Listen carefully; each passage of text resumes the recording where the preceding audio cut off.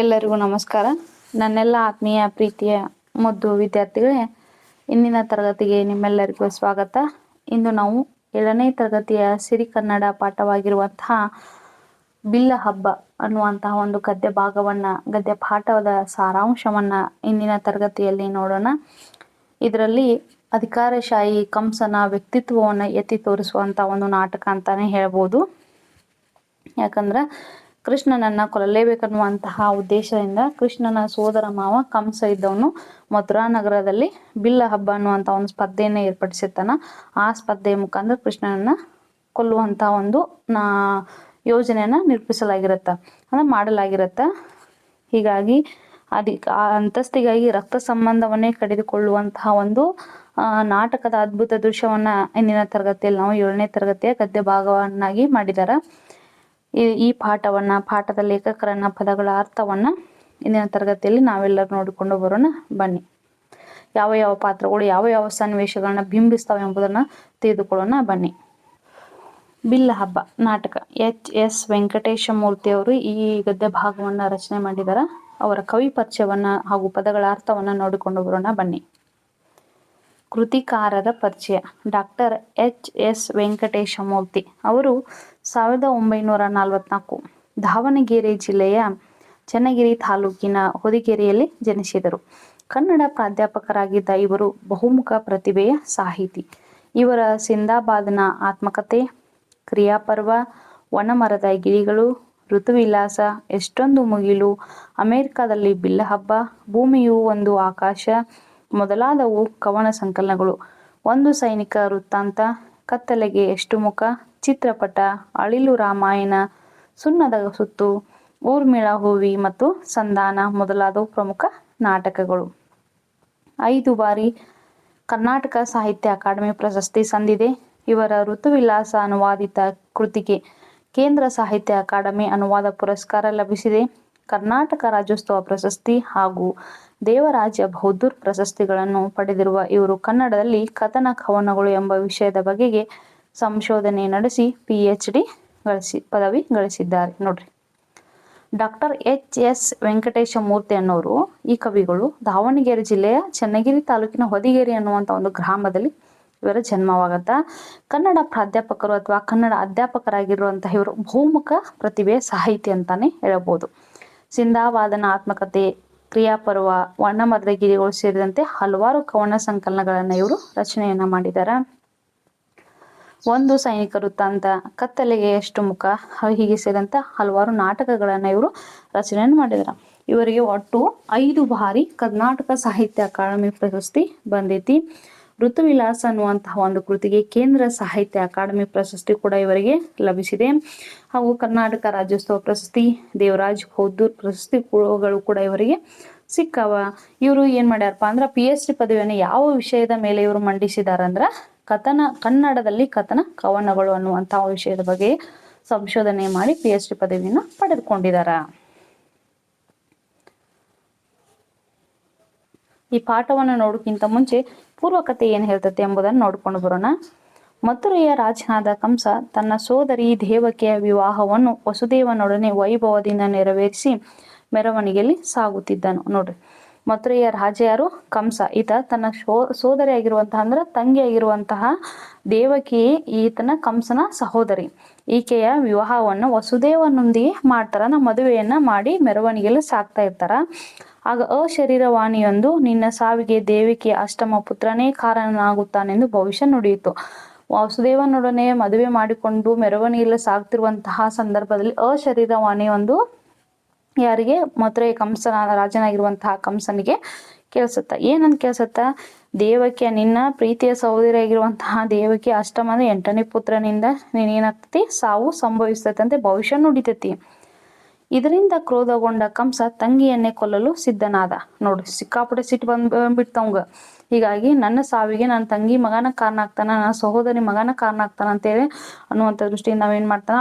ಅವಳನ್ನ ಕೊಲ್ಲಲು ಸಿದ್ಧನಾಗ್ತಾನ. ಆದರೆ ವಸುದೇವ ಅಡ್ಡ ಬಂದು ದೇವಕಿಯ ಗರ್ಭದಲ್ಲಿ ಹುಟ್ಟುವ ಎಲ್ಲ ಮಕ್ಕಳು ನಿನಗೆ ಒಪ್ಪಿಸುತ್ತೇನೆ ಎಂದು ಮಾತು ಕೊಟ್ಟಿದ್ದರಿಂದ ಅವರನ್ನು ಸೆರೆಯಲ್ಲಿಟ್ಟನು. ಆಗ ಅಷ್ಟರೊಳಗೆ ಏನಾಗ್ತೈತಿ? ವಸುದೇವ ಅಂದ್ರೆ ದೇವಕಿಯ ಗಂಡನಾಗಿರುವಂತಹ ವಸುದೇವ ಅಡ್ಡ ಬಂದು ನನ್ನ ಹೆಂಡತಿನ ಕೊಲ್ಬೇಡ, ನಮಗ್ ಹುಟ್ಟಿರುವಂತ ಅಷ್ಟು ಮಕ್ಕಳನ್ನ ನಾವು ನಿನಗ ಕೊಡ್ತೀವಿ ಅಂತ ಮಾತು ಕೊಡ್ತಾನ. ಹೀಗಾಗಿ ಅವರನ್ನ ಜೈಲಿನಲ್ಲಿ ಅಂದ್ರೆ ಸೆರೆಮನೆಯಲ್ಲಿ ಇಡ್ತಾನೆ. ಯಾರು? ಕಂಸ. ವಸುದೇವ ಕೊಟ್ಟ ಮಾತಿನಂತೆ ಹುಟ್ಟಿದ ಎಲ್ಲ ಮಕ್ಕಳನ್ನು ಕಂಸನಿಗೆ ಒಪ್ಪಿಸುತ್ತಿದ್ದ. ಕಂಸ ಆ ಎಲ್ಲ ಮಕ್ಕಳನ್ನು ನಿರ್ದಯವಾಗಿ ಕೊಂದ. ನೋಡ್ರಿ, ವಸುದೇವ ತಾನು ಮಾತು ಕೊಟ್ಟನಂತೇಳಿ ಮಾತಿ ತಪ್ಪಬಾರ್ದಂತೇಳಿ ತನಗೆ ಹುಟ್ಟಿರುವಂತಹ ಪ್ರತಿಯೊಂದು ಮಕ್ಕಳನ್ನ ಕಂಸನಿಗೆ ಒಪ್ಪಿಸ್ತಾ ಇದ್ದ. ಕಂಸ ಏನ್ ಮಾಡ್ತಿದ್ದ? ಪ್ರತಿಯೊಂದು ಮಗುವನ್ನ ಕೊಲ್ತಾನೆ ಹೋಗ್ತಾ ಇದ್ದ. ಆದ್ರೆ ಅಷ್ಟಮ ಗರ್ಭದಲ್ಲಿ ಶ್ರೀಮನ್ನಾರಾಯಣನು ಜನಿಸಿ ತನ್ನನ್ನು ಗೋಕುಲದ ನಂದಗೋಪನ ಮನೆಯಲ್ಲಿ ಬಿಟ್ಟು ಅಲ್ಲಿರುವ ಹೆಣ್ಣು ಶಿಶುವನ್ನು ದೇವಕಿಯ ಮಡಿಲಿನಲ್ಲಿಡಬೇಕೆಂದು ವಸುದೇವನಿಗೆ ತಿಳಿಸಿದನು.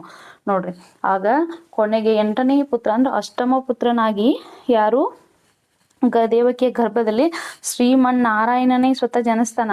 ಅವೇನ್ ಹೇಳ್ತಾನಪ್ಪ ಅಂದ್ರ, ವಸುದೇವನಿಗೆ ಬಂದು ತನ್ನ ತಂದೆ ಬಂದು ಗೋಕುಲದಲ್ಲಿ ನಂದಗೋಪ ಅನ್ನುವಂಥ ಒಬ್ಬ ರಾಜನ ಮನೆ ಐತಿ, ಅವನಿಗೆ ಒಂದು ಹೆಣ್ಣು ಮಗು ಒಂದು ಜನನವಾಗೈತಿ, ಆ ಮಗುವನ್ನ ತಂದು ನೀ ಕಂಸನಿಗೆ ಕೊಡಬೇಕು, ನನ್ನನ್ನು ಓದು ಆ ನಂದ ಗೋಪನ ಮನೆಯಲ್ಲಿ ಇಡಬೇಕು ಅಂತೇಳಿ ಹೇಳ್ತಾನ. ಕಂಸ ಅಷ್ಟಮ ಗರ್ಭದಲ್ಲಿ ಹೆಣ್ಣು ಮಗು ಹುಟ್ಟಿದ್ದನ್ನು ಕಂಡು ಆಶ್ಚರ್ಯಪಟ್ಟರು. ಅದನ್ನು ಕೊಲ್ಲಲು ಹೋದಾಗ ಅದು ಆಕಾಶಕ್ಕೆ ನೆಗೆದು ನಿನ್ನನ್ನು ಕೊಲ್ಲುವವನು ಗೋಕುಲದಲ್ಲಿ ಬೆಳೆಯುತ್ತಿದ್ದಾನೆಂದು ಹೇಳಿ ಮಾಯವಾಯಿತು. ನೋಡ್ರಿ, ಅವಾಗ ಕಂಸ ಏನ್ ಮಾಡ್ತಾನ? ಅಷ್ಟಮ ಗರ್ಭದಲ್ಲಿ ಅಂದ್ರೆ ದೇವಕಿಯ ಗರ್ಭದಲ್ಲಿ ಕೊನೆ ಮಗು ಜನಿಸಿರುವಂತಹ ಹೆಣ್ಣು ಮಗುವನ್ನು ಕಂಡು ಆಶ್ಚರ್ಯಪಡ್ತಾನ. ಓ, ಇಷ್ಟೊಂದು ಸುಂದರವಾಗೈತಿ, ಹಂಗ ಹಿಂಗಂತೆ ಆಶ್ಚರ್ಯಪಟ್ಟು ಅದನ್ನ ಕೊಲ್ಬೇಕನ್ನುವಂತ ಹೋಗುವಂತ ಸಂದರ್ಭದಲ್ಲಿ ಅದು ಒಮ್ಮಿನೊಮ್ಮಿಲ್ಲ ಆಕಾಶಕ್ಕೆ ಹಾರಿ ಏನ್ ಹೇಳ್ತತಿ? ಒಂದು ವಾಣಿಯನ್ನು ಹೇಳ್ತತಿ, ನಿನ್ನನ್ನು ಕೊಲ್ಲುವವನು ಗೋಕುಲ ನಗರದಲ್ಲಿ ಬೆಳಿತಾ ಇದ್ದಾನ ಅಂತ ಹೇಳಿ ಮಾಯವಾಗಿ ಬಿಡ್ತತಿ. ಇದರಿಂದ ಕಂಸ ಗೋಕುಲದಲ್ಲಿ ಹಿಂದಿನ ದಿನ ಹುಟ್ಟಿದ ಮಕ್ಕಳನ್ನೆಲ್ಲ ಕೊಂದ. ನೋಡ್ರಿ, ಇದರಿಂದ ಕೋಪೋದ್ರೇಕನಾಗಿರುವಂತಹ ಕಂಸ ಏನ್ ಮಾಡ್ತಾನ?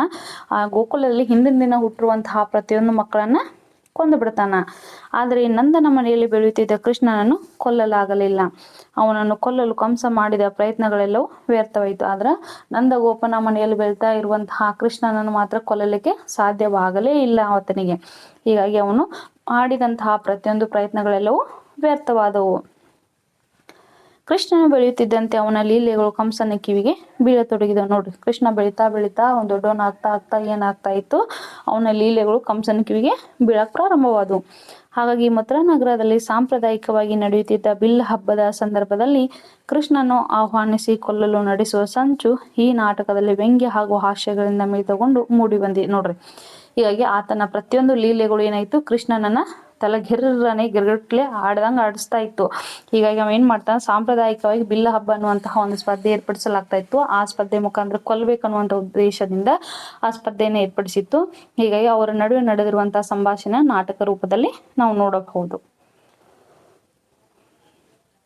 ಪದಗಳ ಅರ್ಥವನ್ನ ನೋಡ್ಕೊಂಡ್ ಬರೋಣ. ಬಿಸಿಲು ಮಚ್ಚು ಅಂದ್ರ ಬಿಸಿಲು ಮಾಳಿಗೆ, ಬಡಿಗೆ, ದೊಣ್ಣೆ, ಕೋಲು ಅಂತ ಅರ್ಥ.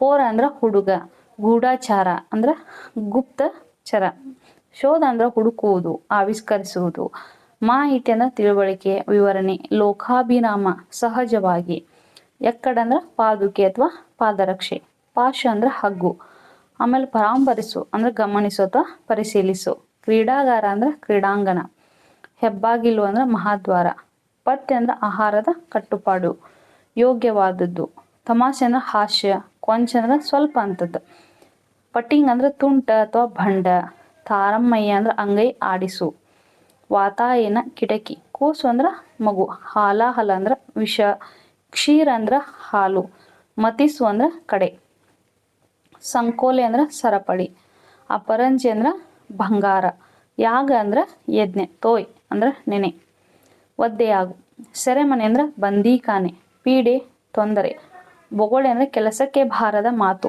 ಪೊಳ್ಳು ಹರಟೆ, ಅಷ್ಟಮಿ ಅಂದ್ರೆ 8ನೆಯ, ಕೋಶ ಅಂದ್ರ ಭಂಡಾರ, ಪಟ್ಟ ಅಂದ್ರ ಸಿಂಹಾಸನ, ಪಗಡಿ ಅಂದ್ರ ಕಾಣಿಕೆ ಅಥವಾ ಗೌರವ, ಪಿಳ್ಳಂಗೋವಿ ಅಂದ್ರ ಕೊಳಲು, ಸ್ನೇಹಿತ ಅಂದ್ರ ಗೆಳೆಯ, ಸಂಗಾತಿ, ಜೊತೆಗಾರ, ದೋಸ್ತ್, ಫ್ರೆಂಡ್ ಅಂತ ಕರಿತೀವಲ್ಲ, ಪಿಳ್ಳೆ ಅಂದ್ರ ಮಗು. ಕೆಲವೊಂದು ಪದಗಳ ಟಿಪ್ಪಣಿಯನ್ನು ಕೊಟ್ಟಾರ, ಬರೀ ಅವುಗಳನ್ನ ನೋಡ್ಕೊಂಡು ಬರೋಣ. ಕಂಸ ಮಥುರಾ ನಗರದ ಯದುವಂಶದ ಮಹಾರಾಜನಾದ ಉಗ್ರಸೇನನ ಮಗ. ಉಗ್ರಸೇನನ ರಾಣಿಯೊಮ್ಮೆ ಯಮುನಾ ನದಿಯಲ್ಲಿ ಸ್ನಾನ ಮಾಡುತ್ತಿರುವಾಗ ದ್ರುಮಿಲನೆಂಬ ರಾಕ್ಷಸ ಮೋಸದಿಂದ ಉಗ್ರಸೇನನ ರೂಪದಲ್ಲಿ ಬಂದು ಕಂಸನ ಹುಟ್ಟಿಗೆ ಕಾರಣನಾದ.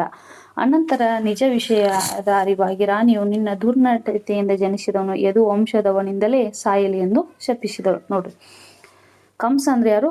ಮಥುರಾ ನಗರದ ಯದು ವಂಶದ ಮಹಾರಾಜನಾಗಿರ್ತಕ್ಕಂತಹ ಉಗ್ರಸೇನನ ಮಗ ಆಗ್ತಾನ. ಉಗ್ರಸೇನನ ರಾಣಿ ಒಮ್ಮೆ ಯಮುನಾ ನದಿಯಲ್ಲಿ ಸ್ನಾನ ಅಂದ್ರೆ ಜಳಕ ಮಾಡುತ್ತಿರುವಂತಹ ಸಂದರ್ಭದಲ್ಲಿ ದ್ರುಮಿಲ ಅನ್ನುವಂತಹ ಒಬ್ಬ ರಾಕ್ಷಸ ಏನ್ ಮಾಡ್ತಾನ, ಮೋಸದಿಂದ ಉಗ್ರಸೇನನ ರೂಪದಲ್ಲಿ ಬಂದು ಆತನ ಅಂದ್ರ ಕಂಸನ ಹುಟ್ಟಿಗೆ ಕಾರಣನಾಗ್ತಾನ. ಹೀಗಾಗಿ ನಿಜ ವಿಷಯ ತಿಳಿದ ಮೇಲೆ ಅವಳು ಏನ್ ಮಾಡ್ತಾಳ, ಶಾಪವನ್ನು ಕೊಡ್ತಾಳ.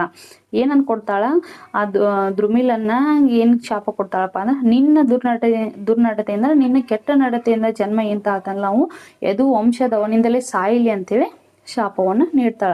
ಹೀಗಾಗಿ ಅದರ ಪ್ರತಿಫಲದಿಂದಲೇ ಕಂಸ ಏನ್ ಮಾಡ್ತಾನ, ಕೃಷ್ಣನ ನಿಂದಲೇ ಸಾವಿಗೆ ಒಳಗಾಗ್ತಾನ. ಪೂತನಿ ಕಂಸನ ಪರಿವಾರದ ಒಬ್ಬ ರಾಕ್ಷಸಿ. ಈಕೆ ಸುಂದರ ಸ್ತ್ರೀ ವೇಷದಿಂದ ನಂದನ ಮನೆಯನ್ನು ಹೊಕ್ಕು ಅಲ್ಲಿ ಕೃಷ್ಣನಿಗೆ ವಿಷಪೂರಿತ ಹಾಲೊಡಲು ತೊಡಗಿದಾಗ ಕೃಷ್ಣ ಆಕೆಯ ಜೀವವನ್ನೇ ಹಿರಿದನು. ಪೂತನಿ ಕೂಗುತ್ತಾ ಭಯಂಕರ ರಾಕ್ಷಸಿಯ ರೂಪ ತಾಳಿ ಪ್ರಾಣ ಬಿಟ್ಟಳು. ನೋಡ್ರಿ, ಪೂತನಿ ಈಕೆ ಕಂಸ ಪರಿವಾರದ ಒಬ್ಬ ರಾಕ್ಷಸಿ ಆಗಿರ್ತಾಳ. ಈಕೆ ಸುಂದರ ಸ್ತ್ರೀ ವೇಷದಿಂದ ನಂದಗೋಪನ ಮನೆಯಲ್ಲಿ ಬೆಳ್ತಕ್ಕಂತಹ ಕೃಷ್ಣನಿಗೆ ಬಂದು ಎದೆ ಹಾಲನ್ನು ಉಣಿಸುವಂತಹ ಸಂದರ್ಭದಲ್ಲಿ ಕೃಷ್ಣ ಆಕೆ ಜೀವವನ್ನ ತೆಗೆದುಕೊಂಡು ಬಿಡ್ತಾನ. ಹೀಗಾಗಿ ಅವಳು ಚೀರಾಡ್ತಾಳ, ಕೂಗ್ತಾಳ. ಅದರ ಭಯಂಕರ ರೂಪವನ್ನು ತಾಳಿ, ತನ್ನ ರಾಕ್ಷಸಿ ರೂಪವನ್ನು ತಾಳಿ ಕೊನೆಗೆ ಪ್ರಾಣವನ್ನು ಬಿಡ್ತಾಳ. ಶಕಟ ಕಂಸನ ಪರಿವಾರಕ್ಕೆ ಸೇರಿದ ರಾಕ್ಷಸ. ಇವನು ಕಂಸನ ಆಜ್ಞೆಯಂತೆ ಬಂಡಿ ಶಕಟ ರೂಪ ಹೊಂದಿ ಗೋಕುಲದಲ್ಲಿ ಬಾಲಕೃಷ್ಣನು ಕೊಲ್ಲ ಹೋದನು. ಕೃಷ್ಣನ ಅಂಗಾಲ ಹೊಡೆತದಿಂದ ಮುರಿದು ಬಿದ್ದು ತನ್ನ ನಿಜ ರೂಪವನ್ನು ಹೊಂದಿ ಅಲ್ಲಿಯೇ ಸಾವನ್ನಪ್ಪಿದನು. ನೋಡ್ರಿ, ಈತನು ಕೂಡ ಕಂಸನ ಪರಿವಾರಕ್ಕೆ ಸೇರಿದಂತಹ ಒಬ್ಬ ರಾಕ್ಷಸ. ಈತನು ಕೃಷ್ಣ ಮಹಾರಾಜನ ಆಜ್ಞೆಯಂತೆ ಏನ್ ಮಾಡ್ತಾನ, ಬಂಡಿ ರೂಪವನ್ನ ತಾಳಿ ಗೋಕುಲದಲ್ಲಿ ವಾಸ ಮಾಡ್ತಕ್ಕಂತಹ ಕೃಷ್ಣನ ಕೊಲ್ಲಲಿಕ್ಕೆ ಹೋಗಿರ್ತಾನ. ಆದ್ರ ಕೃಷ್ಣನ ಅಂಗಾಲ ಹೊಡೆತದಿಂದ ಏನಕ್ಕ ಒಳಗಾಗಿ ಈತ ಅಂಗಾಲದ ಹೊಡೆತದಿಂದ ಮುರಿದು ಬಿದ್ದು ತನ್ನ ನಿಜ ರೂಪ ಅಂದ್ರೆ ರಾಕ್ಷಸ ರೂಪವನ್ನು ಹೊಂದಿ ಕೊನೆಗೆ ಪ್ರಾಣವನ್ನು ಬಿಡ್ತಾನ. ತೃಣಾವರ್ತ ಕಂಸನ ಅನುಚರ ರಕ್ಕಸರಲ್ಲಿ ಒಬ್ಬ. ಕಂಸನ ಆಜ್ಞೆಯಂತೆ ಬಿರುಗಾಳಿಯ ರೂಪದಲ್ಲಿ ಬಂದು ಯಶೋದೆ ಮಲಗಿಸಿದ್ದ ಮಗುವನ್ನು ಆಕಾಶಕ್ಕೆ ಹಾರಿಸಿಕೊಂಡು ಹೋದನು. ಕೊನೆಗೆ ಕೃಷ್ಣನ ಭಾರವನ್ನು ತಡೆಯಲಾರದೆ ಅವನ ವೇಗ ತಗ್ಗಿತು. ಮಗುವನ್ನು ಕೆಳಗೆ ಬೀಳಿಸಲು ಯತ್ನಿಸಿದನು. ಆದರೆ ಕೃಷ್ಣ ರಾಕ್ಷಸನ ಕುತ್ತಿಗೆಯನ್ನು ಬಲವಾಗಿ ಹಿಡಿದು ಒಂದು ಸಲ ಗುದ್ದಿಯೊಡನೆ ತೃಣಾವರ್ತ ತನ್ನ ನಿಜ ರೂಪಿನ ಸತ್ತು ಬಿದ್ದನು. ನೋಡ್ರಿ, ಎಂತಹ ಅದ್ಭುತ ಅಲ್ಲ. ತೃಣಾವರ್ತ ಯಾರಪ್ಪ ಅಂದ್ರೆ ಈತನು ಕೂಡ ಕೃಷ್ಣ ಕಂಸನ ಆಸ್ಥಾನದಲ್ಲಿ ಆತನ ಆಜ್ಞೆಯನ್ನ ಪಾಲಿಸುವಂತ ಒಬ್ಬ ಅನುಚರ. ಈತನು ಕೂಡ ಒಬ್ಬ ರಾಕ್ಷಸರಲ್ಲಿ ಈತನು ಒಬ್ಬ. ಈತ ಬಿರುಗಾಳಿಯ ರೂಪದಲ್ಲಿ ಕಂಸನ ಆಜ್ಞೆಯಂತೆ ಏನ್ ಮಾಡ್ತಾನ, ಯಶೋದೆ ಮಲಗಿಸಿರುವಂತಹ ಕೃಷ್ಣನನ್ನ ಆಕಾಶಕ್ಕೆ ತೆಗೆದುಕೊಂಡು ಹೋಗಿ ಏನ್ ಮಾಡ್ತಾ ಅಲ್ಲಿಂದ ಅವನ್ನ ಕೆಳಗಡೆ ದಪ್ಪನೆ ಕೆಳಗಡೆ ಚಲಿ ಸಾಯಿಸ್ಬೇಕು ಅನ್ನುವಂಥದ್ದು ಏನಾಯ್ತಾ ಕಂಸನ ಆಜ್ಞೆ ಆಗಿರ್ತೈತಿ. ಹೀಗಾಗಿ ಹೋಗ್ತಾ ಮೇಲೆ ಹೋಗ್ತಾ ಕೃಷ್ಣನ ಭಾರವನ್ನ ತಾಳಲಾರದೆ ತನ್ನ ನಿಜ ರೂಪವನ್ನ ತೋರಿ ಅಂದ್ರೆ ಕೃಷ್ಣ ರಾಕ್ಷಸನ ಕುತ್ತಿಯನ್ನು ಬಲವಾಗಿ ಹಿಡಿತಾನ, ಅಂದ್ರೆ ಬಿಗಿಯಾಗಿ ಹಿಡಿದಾಗ ಹೀಗಾಗಿ ಆತ ಏನ್ ಮಾಡ್ತಾನ, ಸತ್ತೋಗ್ತಾನ. ತನ್ನ ನಿಜ ರೂಪ ಅಂದ್ರೆ ತನ್ನ ರಾಕ್ಷಸ ರೂಪವನ್ನು ತಾಳಿ ಸಾವನ್ನಪ್ತಾನ. ಧೇನುಕ ಕಂಸನ ಅನುಯಾಯಿ ರಾಕ್ಷಸರಲ್ಲಿ ಒಬ್ಬ. ಇವನು ಬೃಂದಾವನದ ಸಮೀಪದ ತಾಳವನದಲ್ಲಿ ವಾಸವಾಗಿದ್ದನು. ಗೋಪಾಲಕರು ಕೃಷ್ಣ ಬಲರಾಮರೊಂದಿಗೆ ತಾಳೆ ಹಣ್ಣುಗಳನ್ನು ತಿನ್ನುತ್ತಿರುವಾಗ ಕತ್ತೆಯ ರೂಪದಲ್ಲಿ ಬಂದು ಬಲರಾಮನ ಮೇಲೆ ಬಿದ್ದನು. ಬಲರಾಮನು ಕೃಷ್ಣನ ಸೂಚನೆಯಂತೆ ಅದರ ಹಿಂಗಾಲುಗಳನ್ನು ಹಿಡಿದು ಗರಗರನೆ ತಿರುಗಿಸಿ ತಾಳೆ ಮರಕ್ಕೆ ಹೊಡೆದು ಕೊಂದನು. ನೋಡ್ರಿ, ಕಂಸಯ ಅನುಯಾಯಿಯ ರಾಕ್ಷಸರಲ್ಲಿ ಈತನು ಕೂಡ ಧೇನುಕನವನು ಕೂಡ ಒಬ್ಬ. ಇವನು ಕೂಡ ಬೃಂದಾವನದ ಸಮೀಪ ಇರ್ತಕ್ಕಂತಹ ತಾಳವನದಲ್ಲಿ ವಾಸವಾಗಿರ್ತಾನ.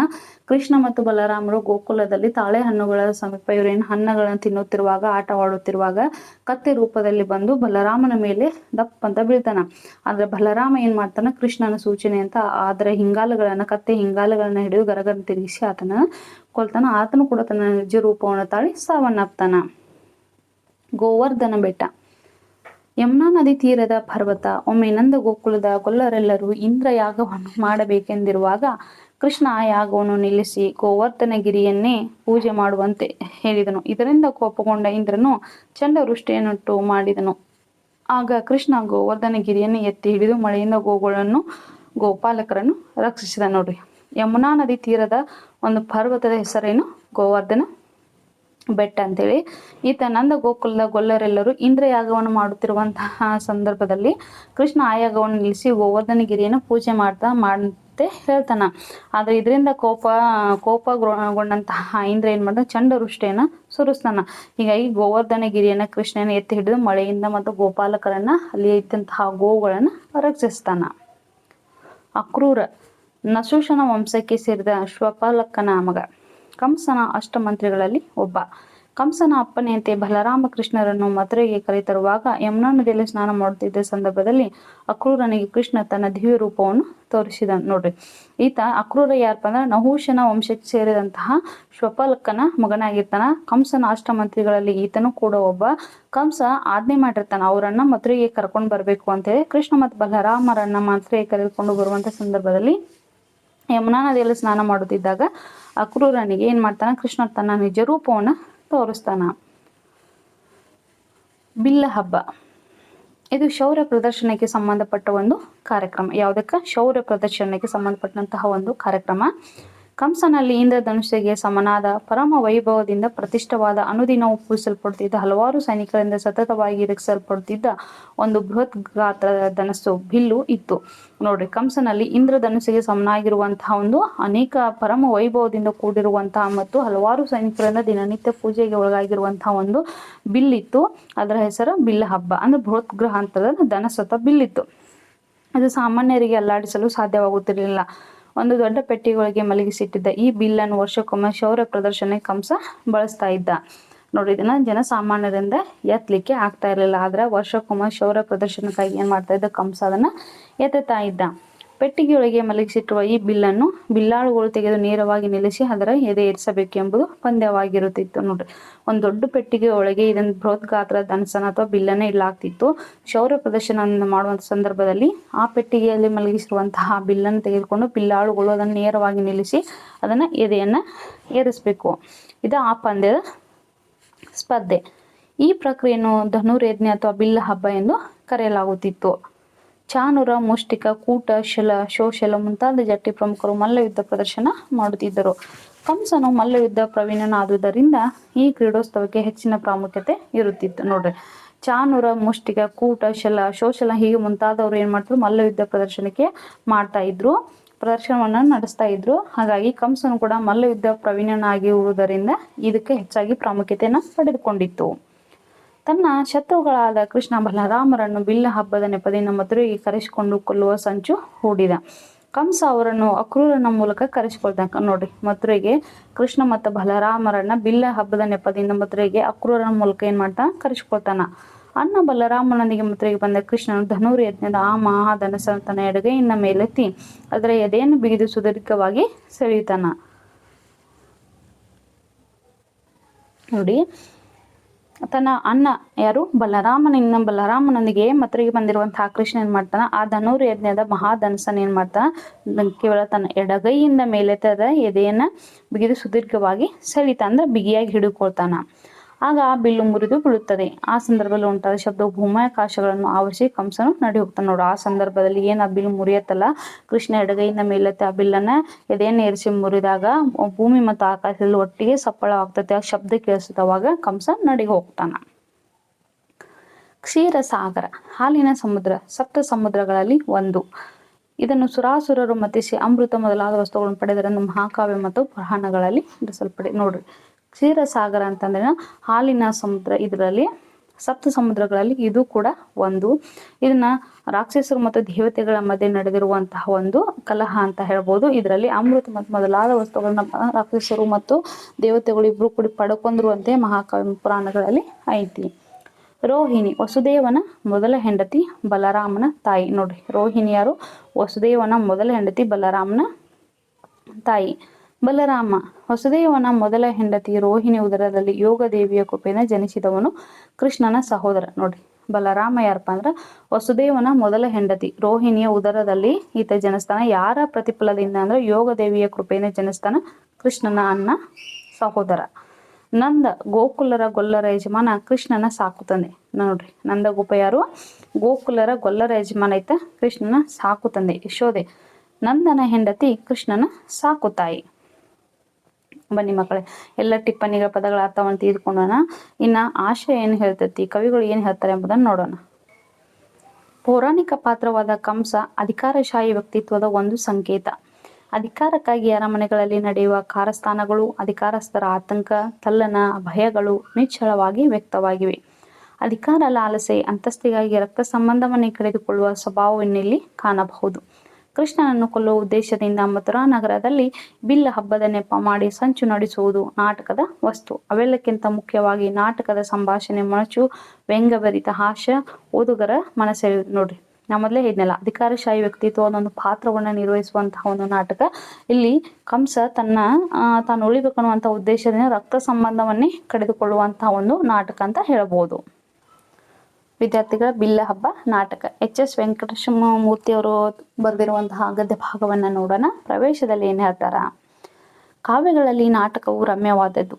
ನಾಟಕವು ಪ್ರಧಾನವಾಗಿ ದೃಶ್ಯ ಮಾಧ್ಯಮ. ಜೀವಂತಿಕೆಯೇ ನಾಟಕದ ಪ್ರಧಾನ ಲಕ್ಷಣವಾಗಿದೆ.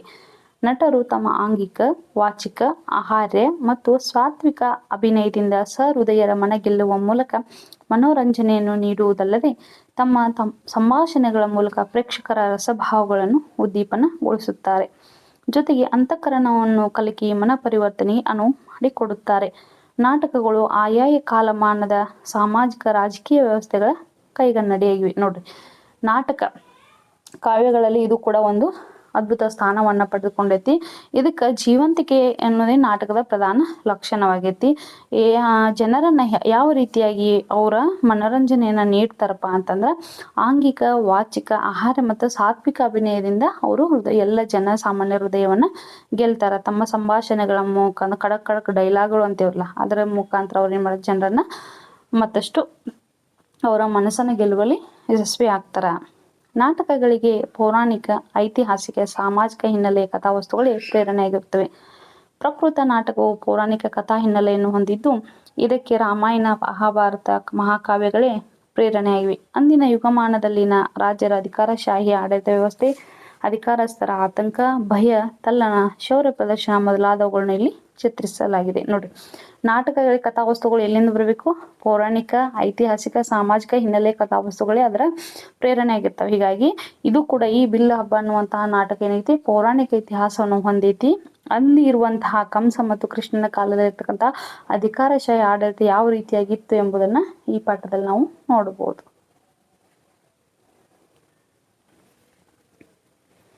ರಾತ್ರಿ ಆಗೈತಿ. ಮಹಾರಾಜ ಕಂಸನ ಅರಮನೆಯ ಬಿಸಿಲು ಮಚ್ಚು.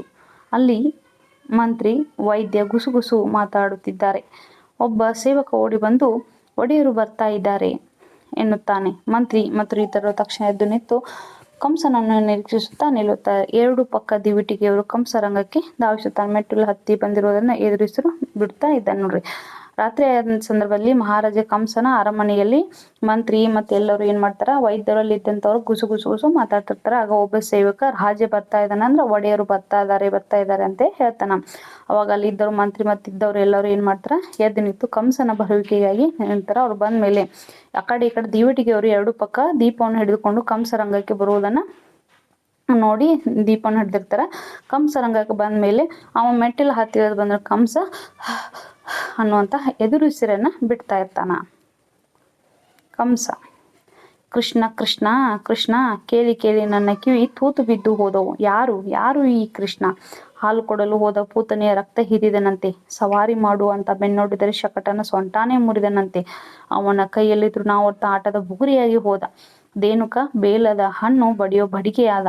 ಗೋವರ್ಧನ ಬೆಟ್ಟ ಯಕಶ್ಚಿತ್ ಛತ್ರಿಯಾಗಿ ಹೋಯಿತು. ಯಾರು ಈ ಕೃಷ್ಣ? ಈ ಗೊಲ್ಲರ ಪೋರನಿಗೆ ಈ ಪಾಟಿ ಶಕ್ತಿನ? ಎಲ್ಲಿಂದ ಬಂತು ಈ ಶಕ್ತಿ? ಯಾರು ಕೊಟ್ರು ಈ ಶಕ್ತಿ? ನೋಡ್ರಿ, ಕಂಸ ತನ್ನ ಆಸ್ಥಾನಕ್ಕೆ ಬಂದು ಅಲ್ಲಿದ್ದವ್ರಿಗೆಲ್ಲ ಹೇಳ್ತಾನ, ಕೃಷ್ಣ ಕೇಳಿ ನನಗೆ ಕಿವಿ ತೂತ್ ಬಿದ್ದು ಹೋಗ್ಯಾವ. ಯಾರು ಈ ಕೃಷ್ಣ? ಹಾಲು ಕೊಡ್ಬೇಕಂತೆ ಹಾಲು ಉಣಿಸಕ ಎದೆ ಹಾಲು ಉಣಿಸ್ಲಿಕ್ಕೆ ಹೋದಂತಹ ಪೂತನಿ ರಕ್ತ ಹಿರಿ ಅವಳನ್ನು ಕೊಂದು ಹಾಕಿದ. ಸವಾರಿ ಮಾಡಂತೆ ಬೆನ್ನ ನೋಡಿದ್ರೆ ಈ ಶಕಟನ ಸೊಂಟನ ಮುರಿದ. ಇನ್ನು ತೃಣಾವರ್ತನ ಬುಗುರಿ ಆಡಿಸ್ಬಿಟ್ಟ. ದೇನುಕನ ಬೇಲದ ಹಣ್ಣು ಅಂದ್ರ ತಾಳೆ ಹಣ್ಣು ಬಡಿಯುವಂತಹ ಏನ್ ಹೋಗಿತ್ತಲ್ಲ ಅಲ್ಲಿ ಬಡಿಗೆ ಆದ. ಗೋವರ್ಧನ ಬೆಟ್ಟ ಏನಾಯ್ತು, ಛತ್ರಿಯಾಗಿ ನಿಂತು ಹೋಗ್ಬಿಡ್ತು. ಯಾರು ಈ ಕೃಷ್ಣ? ಈ ಗೊಲ್ಲರ ಪೋರನಿಗೆ, ಗೊಲ್ಲರ ಹುಡುಗನಿಗೆ ಇಷ್ಟೊಂದು ಶಕ್ತಿ ಎಲ್ಲಿಂದ ಬಂತು? ಯಾರು ಕೊಟ್ರು ಈ ಶಕ್ತಿ ಅಂತ ಕೇಳತಾನ. ಮಂತ್ರಿ ತೊದಲುತ್ತಾ, ನಮ್ಮ ಗೂಢಾಚಾರರು ಶೋಧನೆ ಮಾಡ್ತಿದ್ರು. ಅವಾಗ ಭಯದಿಂದ ಅವ್ನು ತೊದಲ್ತಾ ಏನ್ ಹೇಳ್ತಾನ ಮಂತ್ರಿ, ನಮ್ ಗೂಢಾಚಾರದರಲ್ಲ ಶೋಧನೆ ಮಾಡ್ತಾ ಇದಾರೆ ಮಹಾರಾಜರೇ ಅಂತ ಹೇಳ್ತಾರ. ಒಡೆಯ. ಕಂಸ ರೇಗಿ, ನಮ್ಮ ಗೂಢಚಾರ ಶೋಧನೆ ಮಾಡ್ತಿದ್ದಾರೆ ಒಡೆಯ. ಎಷ್ಟು ದಿನ ರೀ ಶೋಧನೆ ಮಾಡೋದು? ಬೆಂಕಿ ಕೈ ಇಟ್ರೆ ತಕ್ಷಣ ಸುಡುತ್ತೆ, ಹಾವು ಕಾಲಿಟ್ರೆ ತಕ್ಷಣ ಕಚ್ಚತ್ತೆ, ಶೋಧನೆ ಮಾಡ್ತಾರಂತೆ ಶೋಧನೆ. ನಿಮ್ಮ ಮುಖಕ್ಕೆ ಮಂಗಳಾರತಿ ಅತ್ತ. ನೋಡ್ರಿ ಕಂಸ ಸಿಟ್ಟಿನಿಂದ ಮಂತ್ರಿಗಳನ್ನ ಬೈಯಾಕತ್ತಾನ. ಹೆಂಗ? ಗೂಢಾಚಾರ ಏನ್ ಗುಪ್ತಚರ ಮಾಹಿತಿ ಹೇಳೋರು ಏನ್ ಶೋಧನೆ ಮಾಡಾಕತ್ತಾರ ಅವ್ರ? ಏನ್ ಎಷ್ಟು ದಿನ ಶೋಧನೆ ಮಾಡೋದು? ಬೆಂಕಿ ಕೈ ಇಟ್ಟ ತಕ್ಷಣ ಸುಟ್ಟು ಬಿಡತ್ತಲ್ಲ, ಹಾವು ಕಾಲಿಟ್ಟು ನೋಡ್ ತಕ್ಷಣ ಕಚ್ಚಿ ಬಿಡತ್ತ. ಎಷ್ಟ್ ದಿನ ಅವ್ರು ಶೋಧನೆ ಮಾಡೋದು? ಎಂತ ಶೋಧನೆ? ನಿಮ್ ಮಕ್ಕಕ್ ಮಂಗಳಾರತಿ ಅತ್ತ ಅಂತೆ ಕಂಸ ಮಹಾರಾಜರು ಬೈಯಾಕತ್ತಾರ. ಮಂತ್ರಿ ಮುಖ ತಿಕ್ಕಿಕೊಳ್ಳುತ್ತಾ ಮಾಹಿತಿ ಸಂಗ್ರಹ ಕೊನೆ ಹಂತಕ್ಕೆ. ನೋಡ್ರಿ ಮುಖವನ್ನು ತಿಕ್ಕಿಕೊಳ್ಳುತ್ತಾ ಬೈದಿಂದ ಹೇಳ್ತಿರ್ತಾನ ಕಂಸ. ಕೊನೆ ಹಂತಕ್ಕೆ. ಯಾರ ಕೊನೆ ಹಂತಕ್ಕೆ? ಅನಕದ ನಗೆನ ಕೊನೆ ಹಂತಕ್ಕೆ ಬಂದಿದೆ. ಇದ್ದಕ್ಕಿದ್ದಂತೆ ಲೋಕಾಭಿರಾಮಕ್ಕೆ ಬಂದು ಬರ್ಲಿ ಬಿಡಿ, ಬೇಜಾರು ಮಾಡ್ಕೋಬೇಡಿ ಇವ್ರೆ, ನಾನು ಹೇಳಿದ್ನಲ್ಲ ಆ ಇಬ್ರು ನೋಡ್ರಿ ಕೊನೆ ಹಂತಕ್ಕೆ. ಎಷ್ಟು ದಿನ ಅದು ಕೊನೆ ಹಂತಕ್ಕೆ? ಅನಕದ ನಗೆ ನಗ್ತಾರಲ್ಲ ಆ ರೀತಿ ನಕ್ಕು ಕೊನೆ ಹಂತಕ್ಕೆ ಬಂದೈತಲ್ಲ, ಬರ್ಲಿ ಬಿಡು ಬೇಜಾರು ಮಾಡ್ಕೋದ್ ಬೇಡ ಅಂತ ಹೇಳ್ತಾನ ಆ ಇಬ್ರು ಅಂತ ಹೇಳ್ತಾನ ಮಂತ್ರಿ. ಉತ್ಸಾಹಿತನಾಗಿ ಇವರೇ ಒಡೆಯ ಅವರು, ಇವ ಶೈಲಿಕ, ಇವ ದುರ್ವಿಧ, ಇಬ್ರು ಯಾರಿದ್ರಲ್ಲ ಅವ್ರನ್ನ ಕರಿ ಅಂದಾಗ ಅವಾಗ ಮಂತ್ರಿ ಖುಷಿನೇ ಹೇಳ್ತಾನ ಅವ್ರಿಬ್ರು ಇವರೇ, ಇವ ಶೈಲಿಕ, ಇವ ದುರ್ವಿಧ ಅಂತೆ ಪರಿಚಯ ಮಾಡಿಕೊಡ್ತಾನ. ಶೈಲಿಕ ದುರ್ವಿಧ. ಹಲ್ಲು ಗಿಂಜುತ್ತಾ ನಮಸ್ಕಾರ ಅನ್ನದಾತ ಕಂಸನ ಕೈ ಮುಟ್ಟಿ ಕಣ್ಣಿಗೆ ಒತ್ತಿಕೊಳ್ಳುತ್ತೆ. ನೋಡ್ರಿ ಆತನ ಕಂಸ ಮಹಾರಾಜನಿಗೆ ನಮಸ್ಕಾರ ಅನ್ನದಾತ ಮಹಾರಾಜರಂತೆ ಆತನ ಕಂಸನ ಕೈ ಮುಟ್ಟಿ ಕಣ್ಣಿಗೆ ಒತ್ತಿಕೊಳ್ತಾರ. ಶೈಲಿಕ, ಇದು ನಿಮ್ಮ ಕೈಯಲ್ಲ ನಿಮ್ಮ ಕಾಲು. ದುರ್ವಿಧ, ಕಾಲಲ್ಲ ನಿಮ್ಮ ಎಕ್ಕಡ. ನೋಡ್ರಿ ಶೈಲಿಕ ಇದ್ದವ ಏನತ್ತ, ನಿಮ್ ಕೈಯಲ್ಲ ಮಹಾರಾಜರಿ ನಿಮ್ ಕಾಲು. ದುರ್ವಿಧ ಹೇಳ್ತಾನೆ ನಿಮ್ ಕಾಲಲ್ಲ ನಿಮ್ಮ ಎಕ್ಕಡ, ನಿಮ್ಮ ಪಾದರಕ್ಷೆ ಅಂತ ಹೇಳ್ತಾನ. ಕಂಸ ನಗ್ತಾ ಹೇಳ್ತಾನ ಶಬಾಷ್, ಇಬ್ಬರಿಗೂ ಬೆನ್ ತಟ್ಟಿ ಕೈ ತೋರ್ಸ. ಇದು ಕಾಲಲ್ಲ ಎಕ್ಕಡನೂ ಅಲ್ಲ, ಯಮಪಾಶ ತಿಳ್ಕೊಳ್ಳಿ. ಏರ್ಪಾಡೆಲ್ಲ ಆಗಿದೆಯಾ? ಅವಾಗ ಕಂಸ ಹೇಳ್ತಾನ ಶಬಾಷ್, ನೀವಿಬ್ರು ಅವ್ರಿಬ್ರು ಬೆನ್ ತಟ್ಟನ್ನು ಶಬಾಷ್ ಕೊಡ್ತೇವಲ್ಲ ಆ ರೀತಿ ಮಾಡಿ. ಇದು ಕಾಲು ಅಲ್ಲ ಕೈಯೂ ಅಲ್ಲ, ಇದು ಎಕ್ಕಡನೂ ಅಲ್ಲ, ಇದು ಯಮಪಾಶ ತಿಳ್ಕೋರಿ, ಏರ್ಪಾಡಾಗಿದೆಯಲ್ಲ ಅಂತ ಕೇಳ್ತಾನ. ಶೈಲಿಕ ಉಗುಳು ನುಂಗಿ ಆಗಿದೆ ಒಡೆಯ ಸಾಹೇಬ್ರೆ, ಒಂದು ಬಂದು ಖುದ್ದು ಪರಾಂಬರಿಸಿದ್ದಾರೆ. ಅವಾಗ ಶೈಲಿಕ ಏನ್ ಹೇಳ್ತಾನ, ಒಡೆಯ ಎಲ್ಲ ರೆಡಿ ಆಗಿದೆ ಅಂದ್ರೆ ಎಲ್ಲ ಸಿದ್ಧವಾಗಿದೆ ಅಂತ ಹಿಂಗ್ ನುಂಗಿ ಹೇಳ್ತಾನವ. ಸಾಹೇಬ್ರೆ ಬಂದು ಎಲ್ಲ ಖುದ್ದಾಗಿ ಬಂದು ಪರಾಮರ್ಶಿಸಿದ ನೋಡಿದಾರ. ಮಂತ್ರಿ ಹೌದು ಒಡೆಯ, ಕ್ರೀಡಾಂಗಣಕ್ಕೆ ಇರೋದು ಒಂದೇ ಬಾಗಿಲು. ಬಾಗಿಲವಾಡದ ಕಮಾನಿಗೆ ಕಿರುಗತ್ತಿ ಅಲಂಕಾರ, ಬಾಗಿಲವಾಡದ ಕಮಾನಿನ ಮೇಲೆ ಗಾಜಿನ ರಾಜಗೋಪುರ. ಅದೇನಾದ್ರೂ ತಲೆ ಮೇಲೆ ಬಿತ್ತು ಅಂದ್ರೆ ಶ್ರೀಮಂತ ರಮಾರಮಣ ಗೋವಿಂದ ಗೋವಿಂದ. ನೋಡ್ ಮಂತ್ರಿ ಏನ್ ಹೇಳ್ತಾನ, ಒಡೆಯ ಕ್ರೀಡಾಂಗಣಕ್ಕೆ ಇರೋದು ಒಂದೇ ಒಂದು ಹೆಬ್ಬಾಗಿಲು ಐತಿ. ಬಾಗಿಲು ಹೊಡೆದ ಕಮಾನಿಗೆ ಒಂದು ಕಿರುಗತ್ತಿ ನಾವು ಅಲಂಕಾರವನ್ನ ಮಾಡಿವಿ, ಗತ್ತಿಯನ್ನ ಇಟ್ಟು ಅಲ್ಲಿ ಅಲಂಕಾರವನ್ನ ಮಾಡಿದೇವಿ. ಅದ್ರ ಮೇಲೆ ಗಾಜಿನ ರಾಜಗೋಪುರ ನಿರ್ಮಾಣ ಆಗೈತಿ. ಅದೇನಾದ್ರೂ ತಲೆ ಮೇಲೆ ಬಿತ್ತಂತಂದ್ರ ಅವ್ರು ಸತ್ತೋಗ್ತಾರ. ಹೆಂಗ? ಶ್ರೀಮದ್ ರಮಾರಮಣ ಗೋವಿಂದ ಗೋವಿಂದ ಅಂತ ಹೇಳ್ತಾನ ಕಂಸ. ಆದ್ರೆ ಅದು ತಲೆ ಮೇಲೆ ಬೀಳ್ಬೇಕಲ್ಲ, ಅವಾಗ ಅದು ನೀವೇನು ಏರ್ಪಾಡು ಮಾಡಿದಿರಲ್ಲ ಅದು ತಲೆ ಮೇಲಿನ ಬೀಳ್ಬೇಕಲ್ಲ ಅಂತ ಪ್ರಶ್ನೆ ಮಾಡ್ತಾನ. ಶೈಲಿಕ ಬೀಳತ್ತೆ ಇಡೀ ರಚನೆ ಒಂದು ಸಣ್ಣ ಕೀಲಿನ ಮೇಲೆ ನಿಂತಿರ್ತದೆ, ಆ ಕೀಲು ಎಳೆದು ಬಿಟ್ರೆ ಮುಗಿತು. ಅವಾಗ ಶೈಲಿಕ ಇದೇನ್ ಅಂತ, ಬೀಳತ್ತೆ ಮಹಾರಾಜರೇ, ಬಿದ್ದೇ ಬೀಳತ್ತೆ. ಯಾಕಂದ್ರೆ ಆ ಇಡೀ ಏನ್ ರಾಜಗೋಪುರ ಏನ್ ನಿರ್ಮಾಣ, ಗಾಜಿನ ರಾಜಗೋಪುರ ನಿರ್ಮಾಣ ಮಾಡೋ ಬರೀ ಒಂದ್ ಸಣ್ಣ ಕೀಲಿ ಮೇಲೆ ನಿಂತೈತಿ, ಅದನ್ನ ಎಳೆದು ಬಿಟ್ರೆ ಸಾಕು ಅದ ಬೀಳ್ತೈತಿ ಅಂತ ಹೇಳ್ತಾನ ಕಂಸ. ಹಬ್ಬ ಒಳ್ಳೆ ರಾಕ್ಷಸ ಕಣ್ರಿ ನೀವು, ಏನು ಬುದ್ಧಿ ಏನ್ ಕತೆ. ಆ ಪಿಳ್ಳಂಗೋವಿ ಕೃಷ್ಣ ಅದೇ ಬಾಗ್ಲಲ್ಲಿ ತಾನೇ ಬರ್ಬೇಕು. ನೋಡ್ ಕಂಸ ಹೇಳ್ತಾನ, ಹಬ್ಬ ಎಂತ ರಾಕ್ಷಸ ನೀವು, ನಿಮ್ ಬುದ್ಧಿ ಎಷ್ಟೊಂದು ಐತೆ ಅಂತ ಅವ್ರನ್ನ ಹೊಗಳ್ತಾನ. ಆ ಕೊಳಲು ಓದ್ತಾ ಇರುವಂತಹ ಕೃಷ್ಣ ಅದನ್ನಲ್ಲ, ಅದೊಂದ ಬಾಗ್ಲಿಂದನ ಬರ್ಬೇಕಲ್ಲ ಅಂತ ಹೇಳ್ತಾನ. ಮಂತ್ರಿ ಬೇರೆ ದಾರಿನೇ ಇಲ್ಲ ಅಂತೀನಿ. ಅವಾಗ ಮಂತ್ರಿ ವ್ಯಂಗ್ಯದಿಂದ ಹೇಳ್ತಾನ, ಬೇರೆ ದಾರಿನೇ ಇಲ್ಲ, ಇರೋದೇ ಅದೊಂದ್ ಬಾಗ್ಲು, ಅದ್ರಿಂದನ ಬರ್ಬೇಕು ಅಂತ ಹೇಳ್ತಾನ. ಕಂಸ ಅಂತೀರಿ ನನ್ನ ತಲೆ ತಿಂತೀರಿ, ನಿಮಗೆ ತಲೆ ಇದೆ ಏನ್ರಿ, ಸುಮ್ನೆ ಇನ್ನೊಂದು ಬಾಗಿಲು ಇಡಿ. ಕಂಸ ಏನತಾನ, ಇಷ್ಟೆಲ್ಲ ಮಾತಾಡ್ತೀರಿ, ಸುಮ್ನೆ ಬಂದ್ ನನ್ನ ತಲೆ ತಿಂತೀರಿ, ನಿಮಗೆ ಏನಾದ್ ತಲೆ ಐತನ ಇನ್ನೊಂದ್ ಬಾಗಿಲ್ ಇಡ್ರಿ ಅಂತ ಹೇಳ್ತಾನ. ಮಂತ್ರಿ ಇನ್ನೊಂದ್ ಬಾಗ್ಲ? ಅವಾಗೂ ವ್ಯಂಗ್ಯವಾಗಿ ಪ್ರಶ್ನಾತೀರ್ಥವಾಗಿ ಮಹಾರಾಜನ ಇನ್ನೊಂದ್ ಬಾಗ್ಲ ಅಂತೆ ಪ್ರಶ್ನೆಯನ್ನ ಮಾಡ್ತಾರ ಕಂಸ. ಎಲ್ರು ಬರೋ ಬಾಗ್ಲಲ್ಲಿ ನಾನು ಬರೋಕಾಗತ್ತಾ? ಮತ್ತೆ ಅವಾಗ ಎಲ್ರು ಬರ್ತಕ್ಕಂತಹ ಬಾಗ್ಲಲ್ಲಿ ನಾನು ಬರ್ಬೇಕನ್ನ ಮಹಾರಾಜನ ಅಂತೇಳಿ ಕಂಸ ಹೇಳ್ತಾನ. ಶೈಲಿಕ ಆದ್ರೆ ಒಡೆಯ? ಅವಾಗ ಆದ್ರೆ ಒಡೆಯ ಅಂದ್ರೆ ಮಹಾರಾಜನ್ ಕೇಳ್ತಾರ ಅವ್ರು. ಕಂಸ ನಿನ್ನ ಬುರುಡೆ ಒಡೆಯ ಸರ್ಕಳೆ ಆಚೆ, ಏಯ್ ನೀನು ಬಾ ಈ ಕಡೆ. ಅವಾಗ ನೀನ್ ಬುರುಡೆ ಬಿಡುದೆಲ್ಲ ಸರಿಯ ಕಡೆ, ನೀ ಬಾ ಈ ಕಡೆ ಅಂತ ಕರಿತಾನ. ದುರ್ವಿಧ ಅಪ್ಪನೇ ಆಗಬೇಕು ಅನ್ನೋದ. ದುರ್ವಿಧ ಏನ್ ಹೇಳ್ತಾನ, ಹೇಳ್ರಿ ಮಹಾರಾಜ ನೀವು ಹೇಳಂಗ್ ನಾನು ಕೇಳ್ತೀನಿ. ಕಂಸ ನಮ್ಮ ಪಟ್ಟದ ಆನೆ ಹೇಗಿದೆ ಹೇಳು, ಏನು ಅದರ ಹೆಸರು? ಕುವಲಯಾಪೀಡ. ಕುವಲಯಾಪೀಡ. ನೋಡ್ ನಮ್ಮ ಪಟ್ಟದ ಆನೆ ಐತಲ್ಲ ಅದ್ ಹೆಂಗೈತಿ, ಏನ್ ಅದ್ರ ಹೆಸರ? ಕೋಲಯ ಪೀಡ ಅಂತ ಕೇಳ್ತಾನ ದುರ್ವಿಧ. ಔಷಧ ಪತ್ತೆ ಎಲ್ಲ ಮಾಡಿದೀನಿ, ಹಳದಿ ಬಣ್ಣ ನೋಡಿದ್ರೆ ಸಾಕು ಗೀ ಅಂತ ಮೈ ಮೇಲೆ ಬೀಳತ್ತೆ. ನೋಡ್ರಿ ನಾ ಔಷಧ ಎಲ್ಲ ಪಥ್ಯವನ್ನ ಎಲ್ಲ ಏನ್ ಮಾಡಿದೀನಿ, ತಯಾರನ್ನ ಮಾಡಿದೀನಿ. ಹಳದಿ ಬಣ್ಣ ನೋಡಿದ್ರೆ ಸಾಕದೇನಕತಿ ಮೈ ಮೇಲೆ ಬೀಳ್ತತಿ. ಕಂಸ ಬೀಳಬೇಕು, ಮತ್ತೆ ಬೀಳಬೇಕು. ಕೆಲಸ ಆದ್ಮೇಲೆ ಮದ್ದು ಹಾರಿಸಿ ಸುಟ್ಟು ಬಿಡಿ, ಅದನ್ನ ಬೇರೆ ಇನ್ನೇನಾದ್ರೂ ದಾಂಧಲೆ ಮಾಡಿತ್ತು ಮಕ್ಕಳು ಮರಿ ಇರ್ತಾವೆ ಪಾಪ. ನೋಡಿ ಕಂಸ ಹೇಳ್ತಾನ ಬೀಳ್ಬೇಕು, ಮತ್ತ ಬಿದ್ದೇ ಬೀಳ್ಬೇಕು. ಅದು ಅದೇನ ಅದಾದ್ಮೇಲೆ ಕೆಲಸ ಮುಗಿದ್ಮೇಲೆ ಮದ್ದು ಹಾರಿಸಿ ಅದನ್ನ ಸುಟ್ಟು ಬಿಡಿ, ಯಾಕಂದ್ರೆ ಇನ್ನೇನಾದ್ರೂ ದಾಂಧಲೆ ಮಾಡಿತ್ತು ಮತ್ತೆ ಅದು ಸಡನ್ ಆಗಿ ಅಕಸ್ಮಾತ್ ಸಡನ್ ಆಗಿ ಏನಾದ್ರು ದಾಂಧಲೆ ಮಾಡ್ತಿತ್ತು ಅಲ್ಲಿ ಮಕ್ಕಳು ಮರಿ ಎಲ್ಲರೂ ಇರ್ತಾರ ಅಂತ ಹೇಳ್ತಾನ ದುರ್ವಿಧ. ಲೊಚ್ಚಗುಟ್ಟಿ ಅಲ್ವೇ ಮತ್ತೆ ಹೌದಲ್ಲ ಅಂತ ಹೇಳ್ತಾನ. ಅಂದ್ರ ರಾಜನ ಮಾತಿಗೆ ಅವರು ಬೆಲೆಯನ್ನು ಕೊಡ್ತಾರ, ಹೌದಲ್ವಾ ಅಂತ ಕೇಳ್ತಾರ. ಕಂಸ ನೀವಿನ್ನು ಹೊರಡುತ್ತಾರೆ, ಅವರು ಹೋಗ್ತಾರ. ಸ್ವಲ್ಪ ಇರಿ, ಕೊಯ್ದ ಮೋಟು ಯಾರಿಗೂ ಗೊತ್ತಾಗಬಾರ್ದು. ನಮ್ಮೂರಲ್ಲಿ ಕಂಬಕ್ಕೂ ಕಿವಿ, ಕಮಕ್ ಗಿಮಕ್ ಅಂದ್ರೆ ಕೈ ತೋರಿಸಿ, ಇದು ಕೈಯಲ್ಲ ಕಾಲಲ್ಲ ಎಕಡನೂ ಅಲ್ಲ. ಶೈಲಿಕ ದುರ್ವಿಧ ಮುಖ ನೋಡಿಕೊಂಡು ನೀವಿನ್ ಹೊರಡ್ರಿ ಅಂತ ಹೇಳ್ತಾರೆ. ಹೊರಡ್ತಾ ಇರ್ಬೇಕಾದ್ರೆ ಸ್ವಲ್ಪ ಇರಿ, ಅದನ್ನ ನಾವು ಕೊಯ್ದಂತಹ ಮೋಟು ಯಾರಿಗೂ ಗೊತ್ತಾಗಬಾರ್ದು. ನಮ್ಮೂರಲ್ಲಿ ಪ್ರತಿಯೊಂದು ಅಂದ್ರೆ ಕಂಬಕ್ಕೂ ಕಿವಿಗಳದಾವ. ಕಮಕ್ ಗಿಮಕ್ ಅಂದ್ರೆ ಅವ್ರಿಗೆ ನಿಮ್ಮ ಕೈ ಚಳಕವನ್ನ ತೋರಿಸ್ರಿ ಅಂತ ಹೇಳ್ತಾರ. ಇದು ಕೈಯಲ್ಲ ಕಾಲಲ್ಲ ಪಾದರಕ್ಷೆನೂ ಅಲ್ಲ ಅಂತ ಹೇಳಿದಾಗ ಶೈಲಿಕ ದುರ್ವಿಧ ಅವರಿಬ್ರು ಏನ್ ಮಾಡ್ತಾರ, ತಮ್ಮ ಮುಖವನ್ನ ನೋಡ್ಕೊಳ್ತಾರ.